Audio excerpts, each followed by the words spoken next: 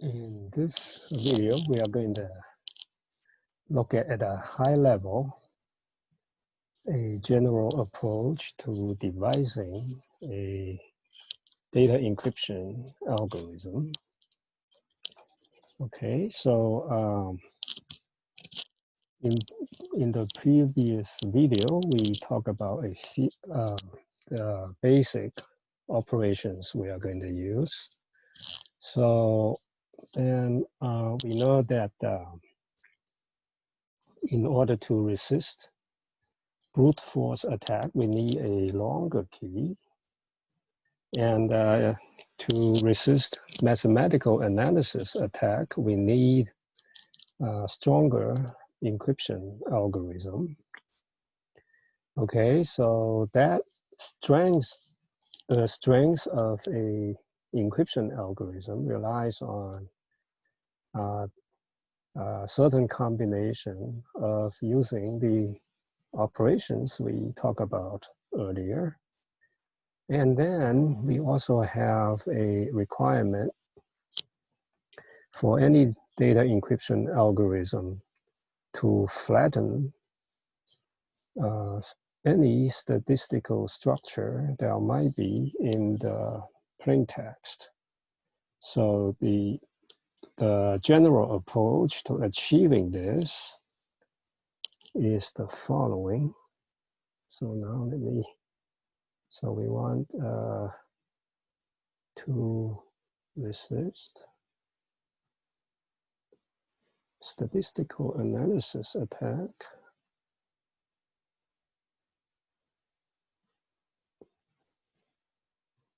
Analysis attack. We would like to have the following effects or features. We would like to have the following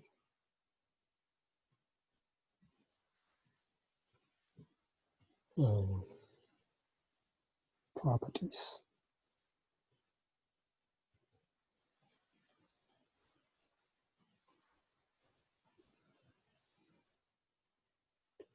Number one is called diffusion.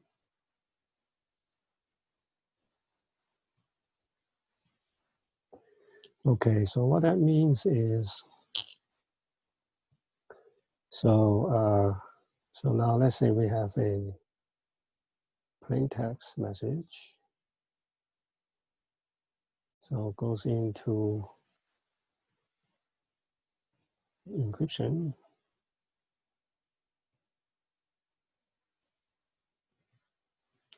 Algorithm.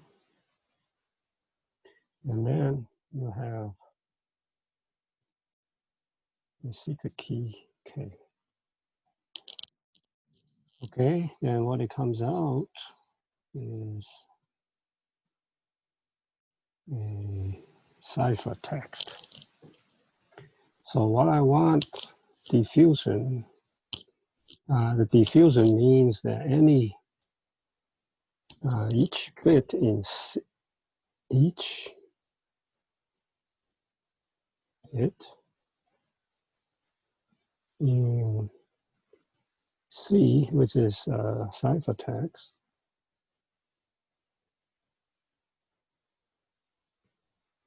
C should depend on multiple bits in plain text M. Okay, so this multiple bits should be as many as possible.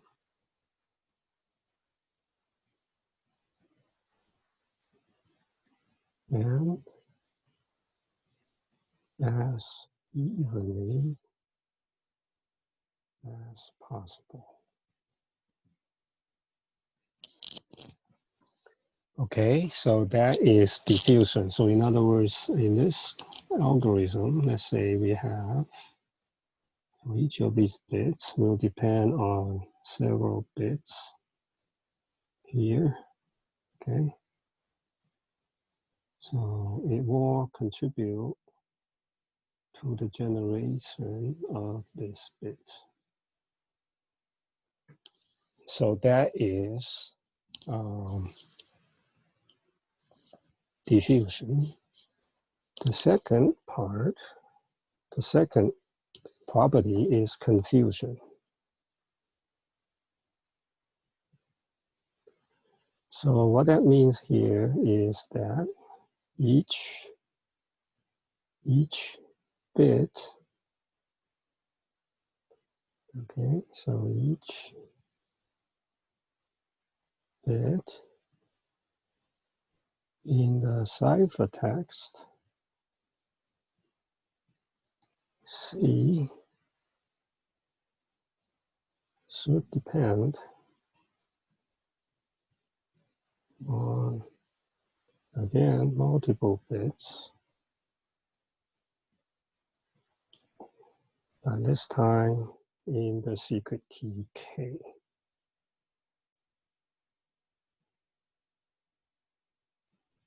Okay.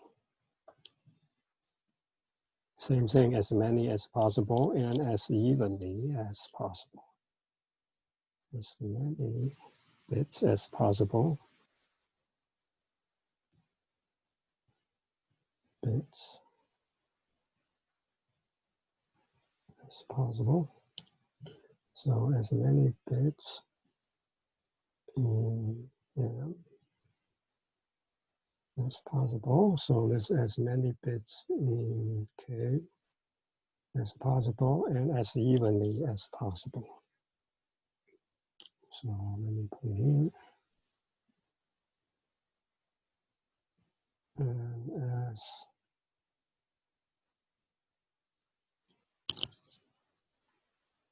evenly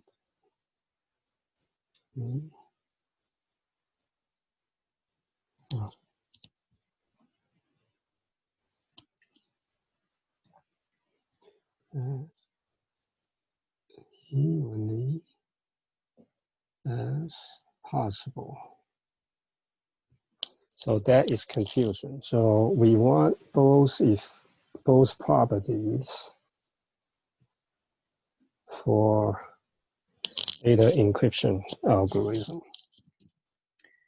Okay, so a general way to do this. Okay, so let me start a new screen. The general way to achieve confusion, diffusion first, achieve diffusion and confusion is number one.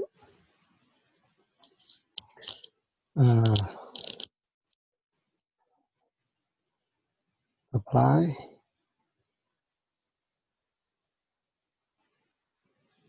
a sequence of operations, basic operations that we mentioned in the previous video, and repeat this basic operations on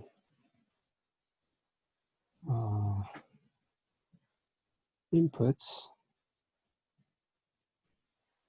on multiple bits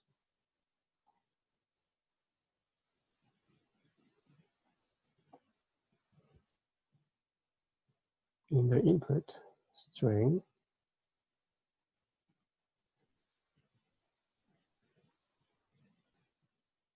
and repeats.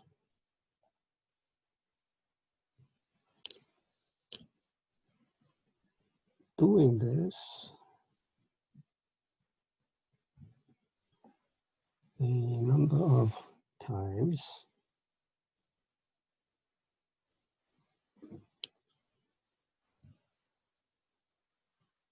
Okay, so we call that rounds.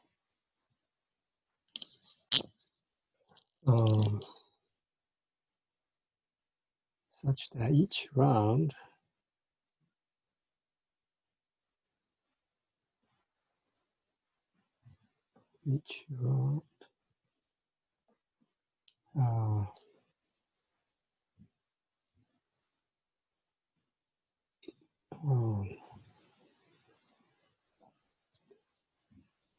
such that each round will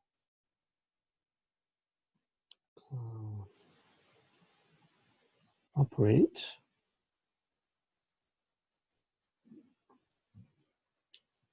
on bits that the previous round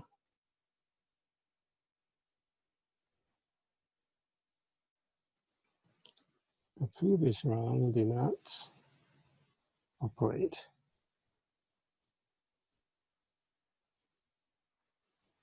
Didn't operate. So this is for diffusion. And then for confusion, we are going to generate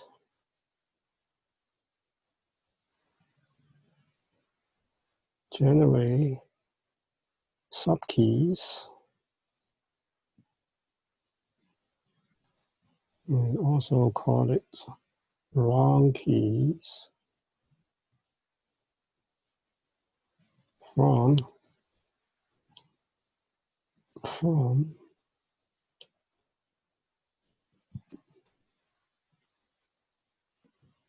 K such that each subkey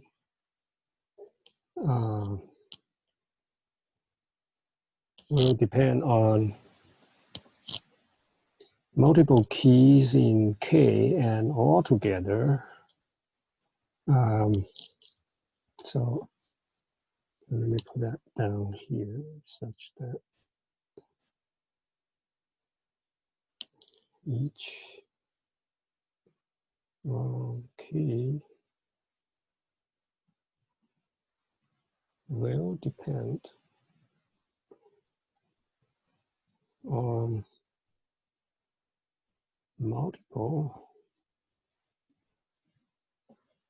bits in K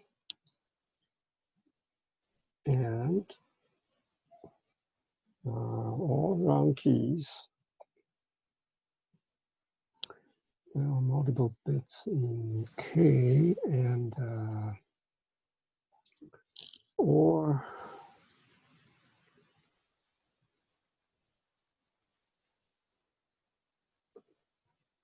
wrong keys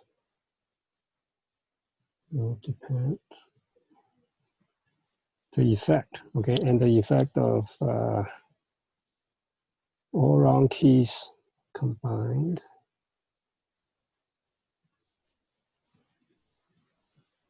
will depend on every bit in K evenly. Okay, so that is for confusion. So now it looks like this. So I have, let's say I have this K, and then I'm going to fit into a wrong key generation algorithm.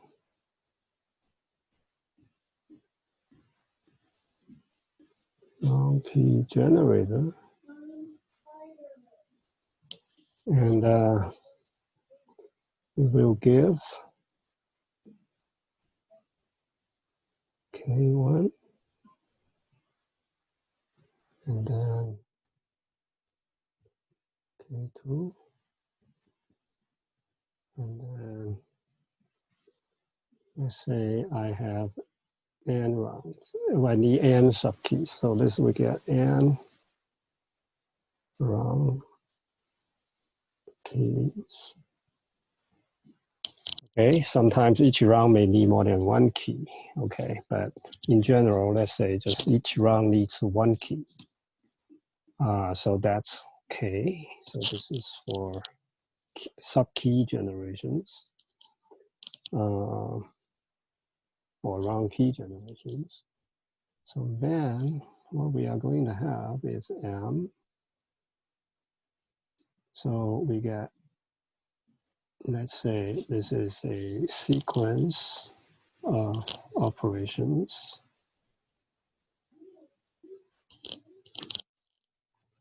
So let me call this sequence of operations. Let me call this a encryption. Let's say call it A. So let's call this. Well, let me just use this SQO. So your SQO is a sequence of QO.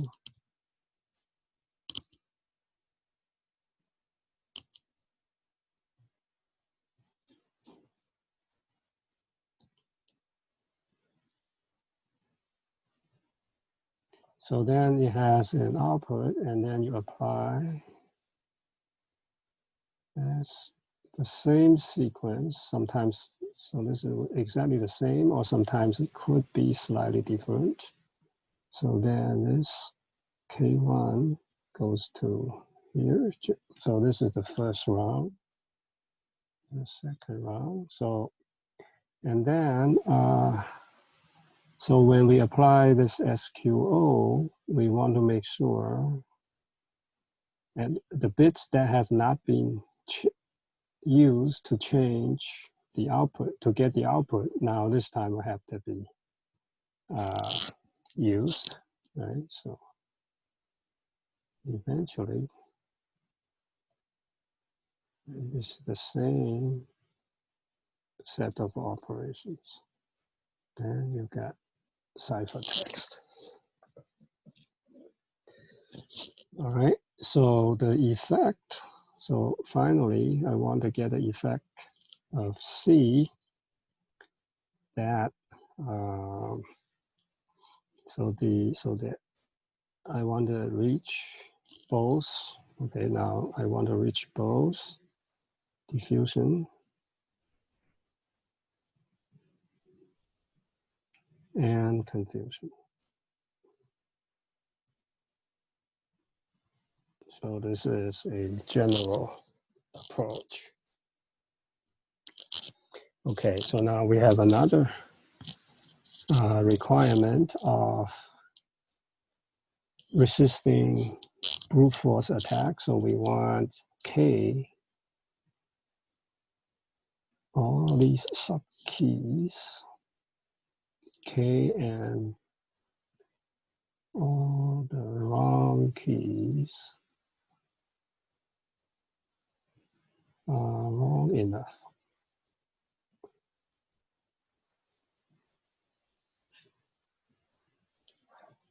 To resist brute force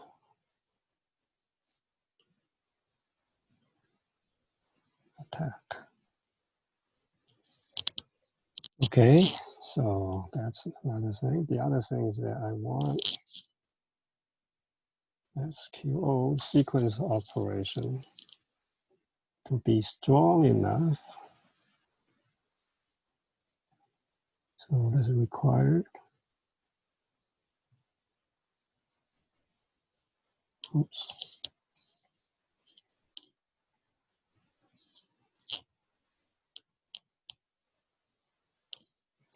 What did I do?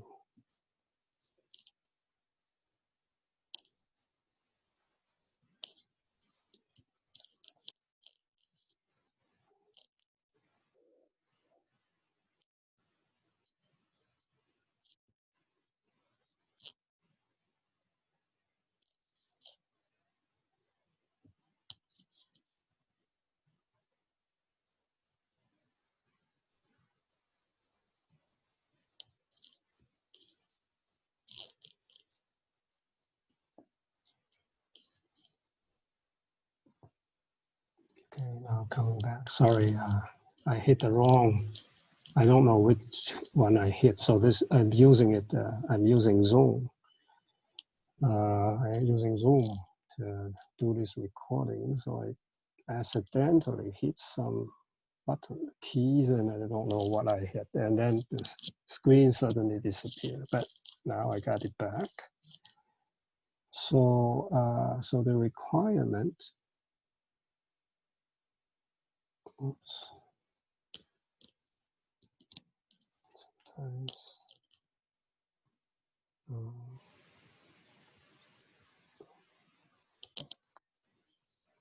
So do again.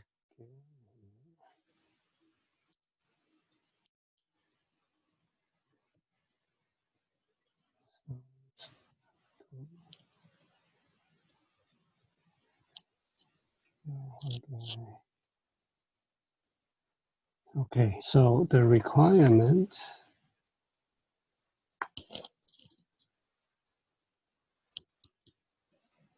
The requirements is that first K and all the round keys should be long enough to, or must be, okay? Must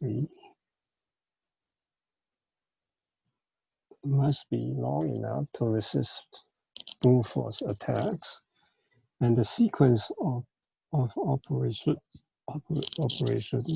must be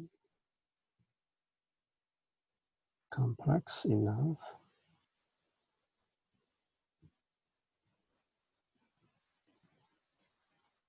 to resist mathematical analysis attacks. Okay, so now once again, by complex, it does not mean that it would take a lot of time to do it, okay? It just, because you can change bits either in a linear fashion or in nonlinear fashion, but they can still be done fast enough. So in a nonlinear fashion will be better. Okay, so this is the general approach. So in the next video, we are going to see concrete implementation of this idea. We're going to start with